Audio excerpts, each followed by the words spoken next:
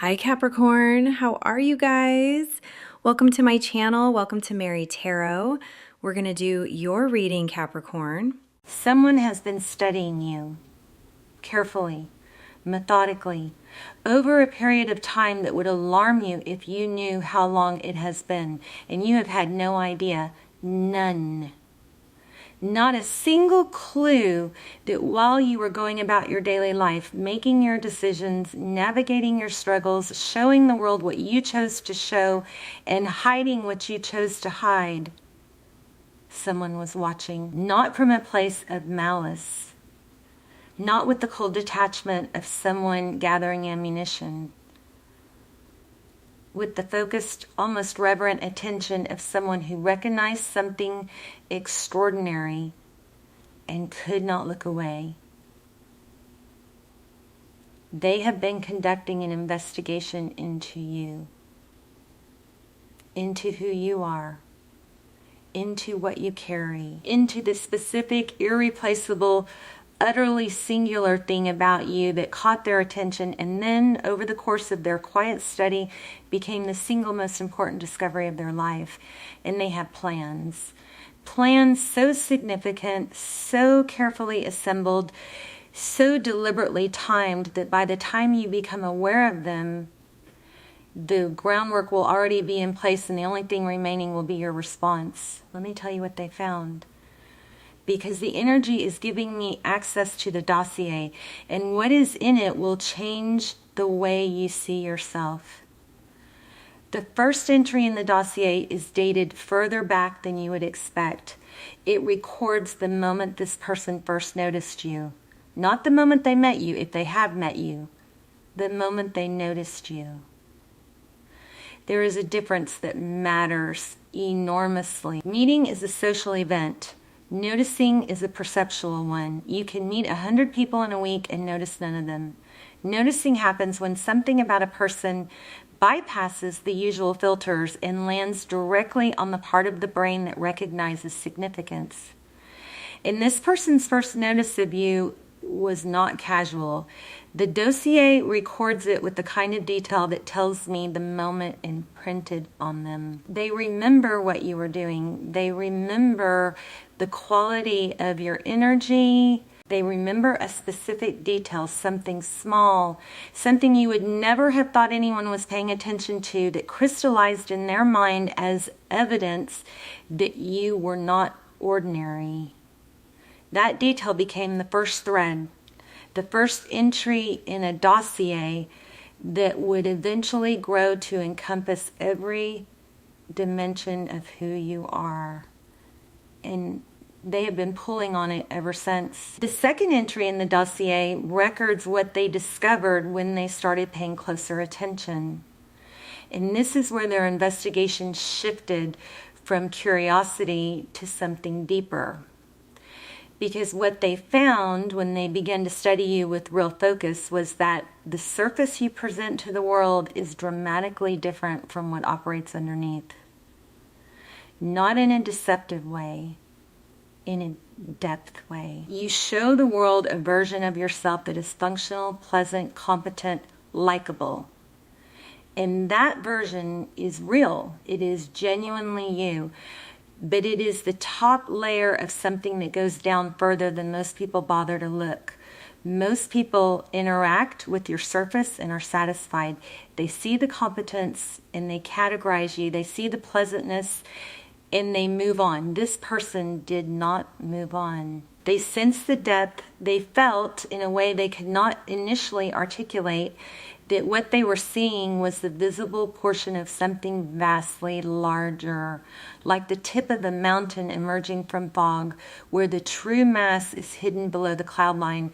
And rather than accepting the visible portion as the whole picture, they became consumed with the question of how much more there was beneath. What they found beneath was the third entry in the dossier, and it is extensive. It records with a precision that borders on the poetic a catalog of qualities you possess that you have never adequately valued. I am going to share some of what is recorded because hearing it reflected back to you through the eyes of someone who studied you without your knowledge carries a different weight than hearing it from someone you ask for reassurance. This person noted your resilience, not as an abstract concept, but as a lived observation. They watched you navigate something difficult, something that would have visibly broken most people, and they saw you bend without breaking. They saw the cost of it in your eyes, even as your posture and your words communicated composure. And what they recorded was not "she is strong." What they recorded was closer to "she carries what would crush someone else and makes it look like nothing, and I do not think she knows how rare that is." They noted your intelligence, not the performative kind that announces itself in conversations, the quiet kind that operates in the background, connecting dots that other people do not even see as related, arriving at conclusions that seem intuitive but are actually the product of a mind that processes at a speed and a depth that most people cannot match. This person watched you solve something, whether a practical problem or a social one or an emotional one, and the elegance of how you did it stopped them. It was not just that you arrived at the right answer, it was the path you took, the efficiency, the grace, the almost invisible sophistication of a mind that makes complex navigation look effortless. They noted your warmth. This one surprised them based on what I am reading in the dossier because it contradicted an assumption they held.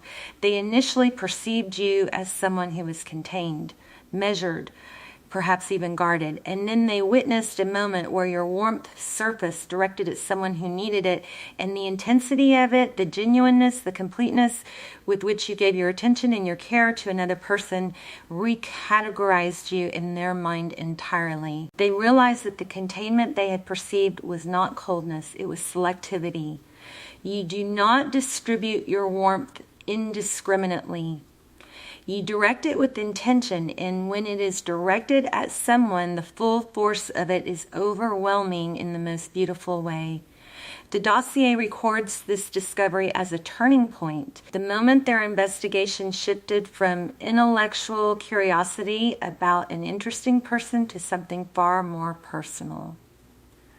There is another entry here that I want to share because of how precisely it captures something about you that you yourself might not recognize.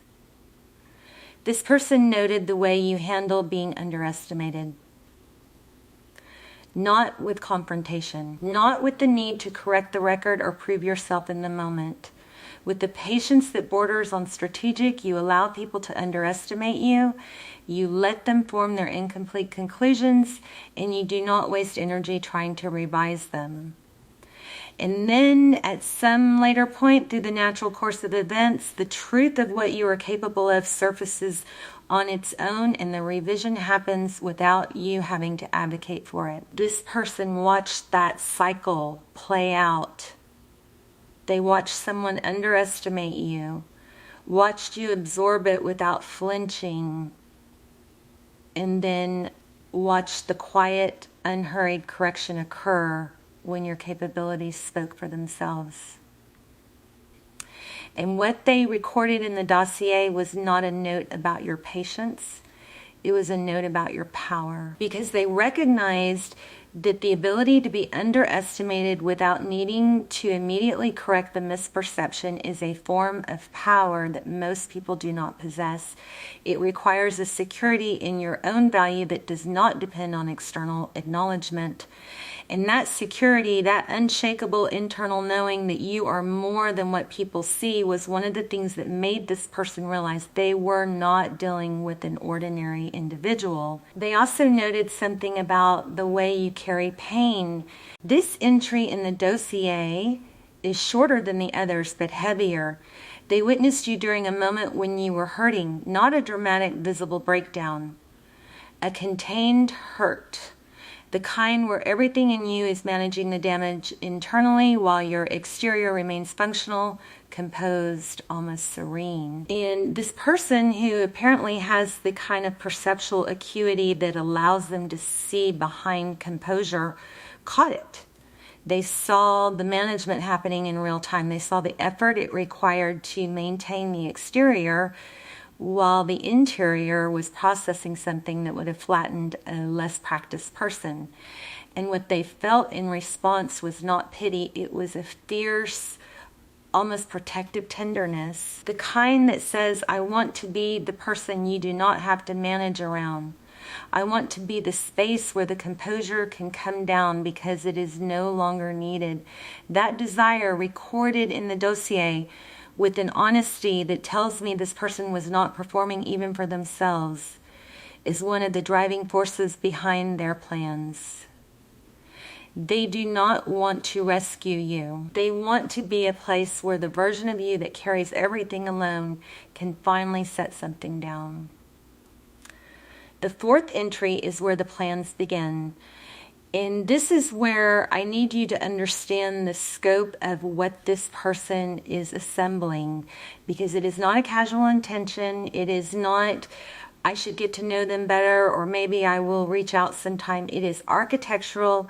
They are building something, a structure of circumstances, opportunities, and moments designed to bring you into their world in a way that honors the depth of what they discovered about you.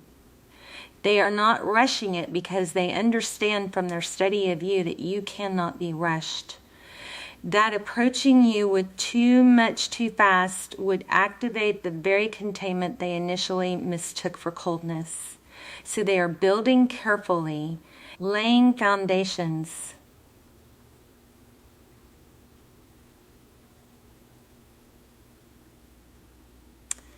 Creating conditions, ensuring that when the moment of approach arrives, the context surrounding it is so precisely right that your guard does not activate, that you feel not ambushed but invited.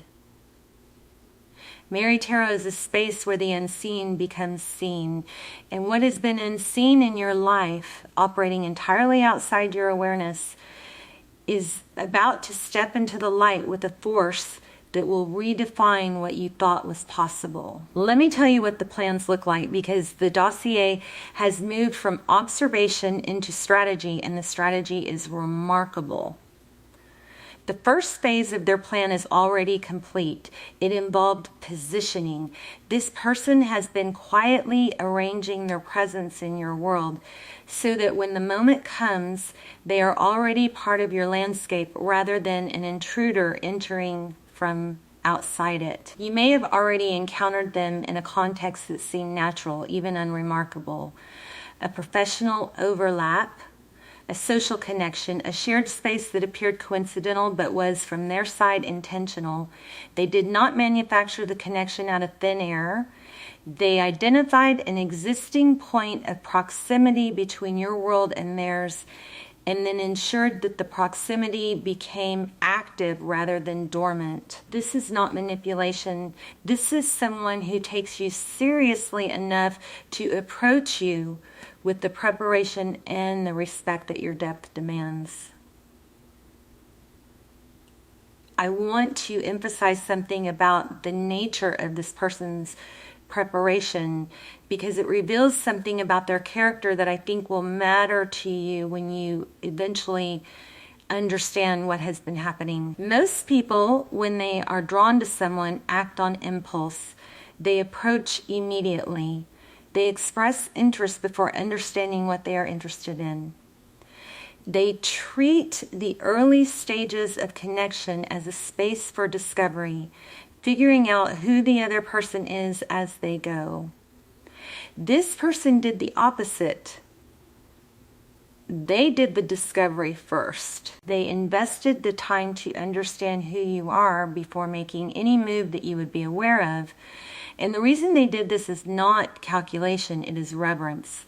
They sensed correctly that you are someone who has been approached carelessly too many times.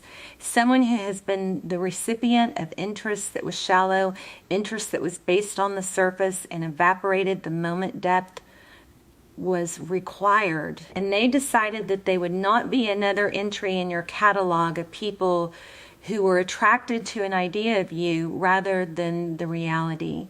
they would come correct, they would come informed, they would come knowing exactly who they were approaching, so that when the moment arrived, their intention would carry the weight of genuine understanding rather than the lightness of assumption. That decision, the decision to know you before approaching you, is perhaps the most significant detail in the entire dossier, because it tells you that this person's interest is not speculative. It is researched. It is verified. It has been tested against the full body of evidence they collected during their observation, and it survived every test. Whatever they are planning it with a certainty that was built on data, not on fantasy. The second phase is in progress right now. It involves revelation. Carefully timed, deliberately paced acts of showing you who they are, not all at once, in installments. Each one calibrated to reveal a layer that corresponds to a layer they discovered in you. They are mirroring the depth they found, showing you that they are not surface either, that they carry their own hidden mountain beneath their own cloud line. And the pacing of these revelations is deliberate because they want you to discover them the same way they discovered you. Gradually, with the pleasure of uncovering something that reveals more the deeper you look. They are giving you the experience of investigating them even as you remain unaware that they investigated you first. The third phase is the one that has not yet begun but is imminent. It is the approach itself, the moment where the careful positioning and the gradual revelation converge into a direct, unmistakable signal that says, I see you. All of you, the parts you show and the parts you hide. And I am here not despite the complexity, but because of it. This approach will not look like what you expect. It will not follow the scripts you have been conditioned to watch for. It will carry the signature of someone who has done their research, who knows that conventional approaches would fail with you because you are not conventional, and who has designed their approach specifically for the person their investigation revealed you to be. And here is where I want to give you something practical. A way to recognize this approach when it arrives so that you do not dismiss it or misinterpret it or apply the same filters that have caused you to overlook genuine intention in the past. The signature of this person's approach will be specificity.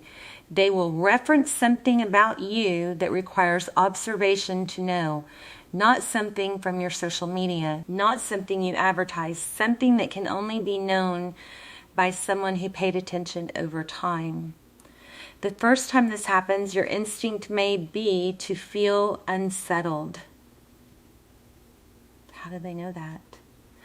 But the unsettling will be quickly replaced by something else, by the experience of being known without having performed, by the disarming realization that someone saw the real you, the unmanaged, unfiltered, uncurated you, and what they saw made them move closer rather than further away. The second signature will be patience. This person will not push. They will not flood you with attention or overwhelm you with declarations. They will match the pace that their investigation revealed you need. They know that you process trust slowly. They know that your guard is not a wall but a gate, and that the gate opens on its own timeline for people who demonstrate they are willing to wait. And they are willing. Their entire investigation has been an exercise in patience. Someone who spent this long studying you before approaching is not going to become impatient in the final phase. The third signature will be the quality of their questions. When they engage with you, the questions they ask will have a depth that tells you they already know some of the answers, not because they are testing you, because they want to hear you articulate things they have observed from the outside. They want the inside version of the story they have been reading from a distance. And the experience of being asked questions by someone who is genuinely curious about your inner world rather than someone who is making conversation or filling silence will be one of the first experiences that cracks the containment you have been maintaining. There is a fifth entry in the dossier that I have been holding because of its emotional weight, and I think it is time to share it. Buried among the observations of your resilience and intelligence and warmth, there is a notation about your loneliness. This person saw it. Not the social loneliness of someone who lacks companions or connections. The existential loneliness of someone who is surrounded by people and yet fundamentally unseen by them. The loneliness of depth in a shallow world. The specific, painful, quietly endured experience of knowing that the version of you that people interact with is not the whole version, and wondering if anyone will ever care enough to look for the rest. This person cared enough. They looked. And what they found beneath your social surface was not just impressive, it was heartbreaking. Not because what they found was sad, because it was extraordinary and it had been left unwitnessed for so long. They felt a kind of anger on your behalf, the energy tells me, though anger is not quite the right word, an indignation.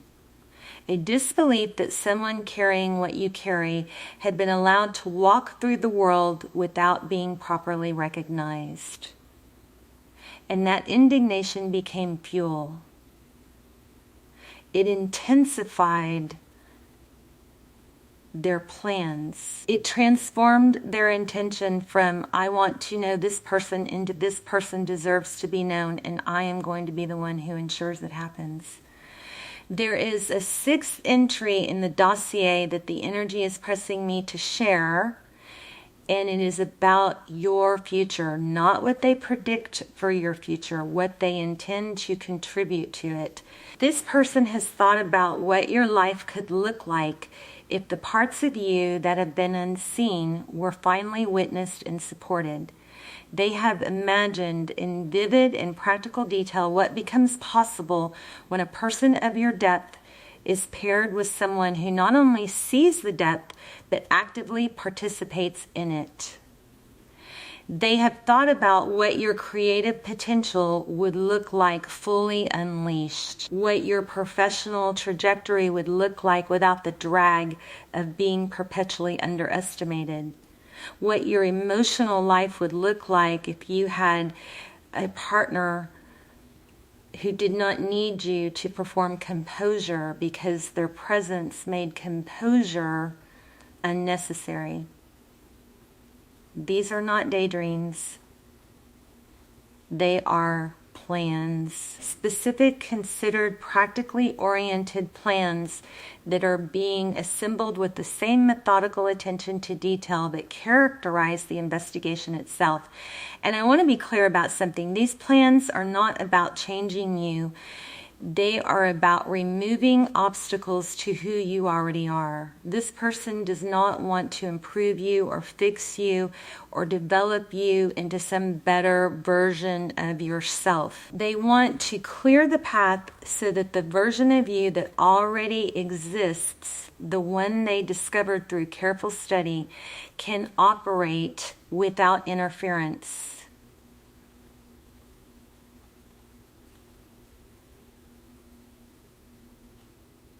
Without the drag of loneliness, without the weight of being misunderstood, without the constant, exhausting labor of managing your own visibility because no one around you was willing to look past the surface you presented. If you have been drawn to Mary Tarot today, it is not because you were looking for entertainment or comfort. It is because the investigation I have been describing has reached the phase where you need to be prepared for what comes next. Let me tell you what being discovered by this person is going to feel like. Because the sensation is coming and it will be unlike anything in your experience. It will feel at first like exposure, like someone has walked into the room where you keep the parts of yourself that you never show anyone and turned on the lights. And your initial response will be to reach for the switch.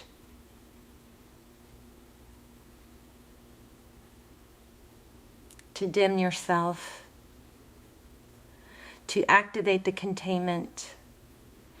To become the manageable surface level version that is easier to present and safer to be. But something about the way this person sees you, something about the quality of their attention will make the dimming impossible. Not because they demand that you stay bright. Because their gaze is so accepting, so genuinely appreciative of everything the lights reveal that the usual reasons for dimming do not apply. There is no judgment to hide from. There is no reduction to protect against. There is no risk of being cataloged as one thing when you know yourself to be 1,000 things. There is only the steady, warm, almost unbearably focused attention of someone who has spent a long time looking for exactly what they are now looking at and who has no intention of looking away. The experience of being truly seen by someone who studied you, who earned their understanding of you through patient observation rather than demanding that you perform your depth for them, is one of the most healing things that can happen to a person who has lived with the loneliness of being.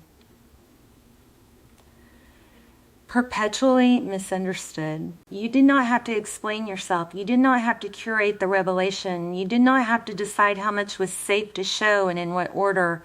They already know. They have already seen. And the moment you realize that, the moment the awareness lands that someone has been watching you with love and fascination and a commitment to knowing the real you that exceeds anything you have encountered before, something inside you is going to release. A tension that has lived in your body for years, possibly for decades.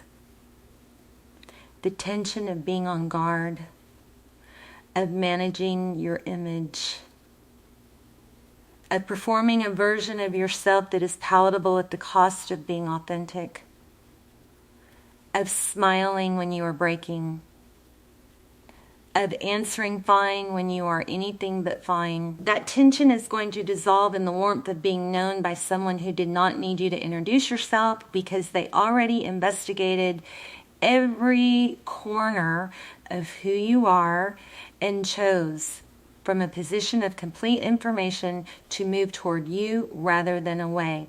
This is what their plans are leading to, not a conquest, not a strategic acquisition, a homecoming. The experience of arriving at a person who already knows your address because they have been studying the map of you for longer than you realized anyone was looking.